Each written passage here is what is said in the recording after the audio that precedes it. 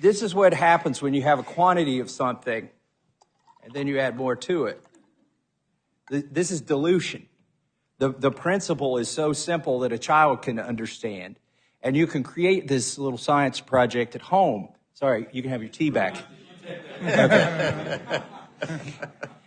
But the principle is called dilution. And when you print $5 trillion and you put it into the economy, you have diluted the value of the money.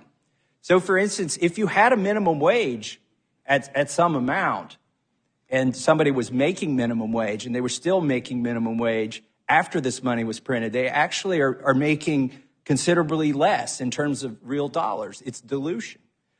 So the $5 trillion that we printed, I would argue, is the primary source of inflation. You know, we can say, well, eggs went up because feed went up, fuel went up because there's a war in Ukraine. You can find a lot of excuses for various different industries.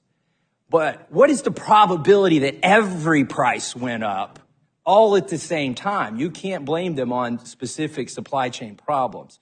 The thing how do you explain the global? Yes, I'm glad you asked me that, Professor Raskin. Because they did the same thing in Europe. They did this everywhere.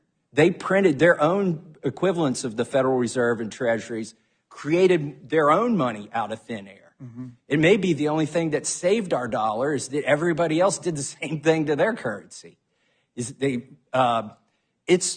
And so the question is, right now we're coming up on the debt limit.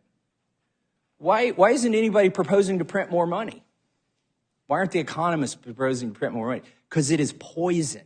When you print money, it is poison to our economy, and it is